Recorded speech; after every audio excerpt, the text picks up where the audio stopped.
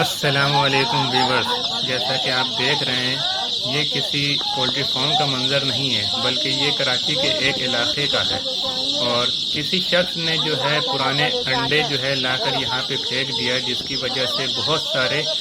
سینکڑوں کی تعداد میں چوزے برآمد ہو گئے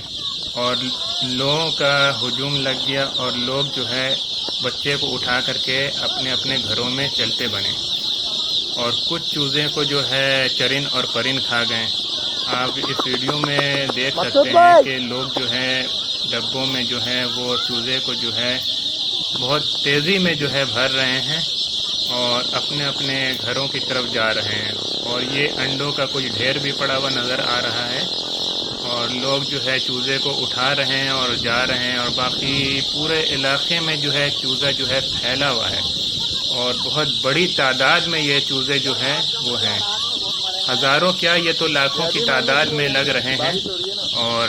آپ جب اس ویڈیو کو دیکھیے گا تو آپ خود بولیے گا کہ ایسا لگ رہا ہے کہ چوزوں کی بارش ہو گئی ہے۔ تو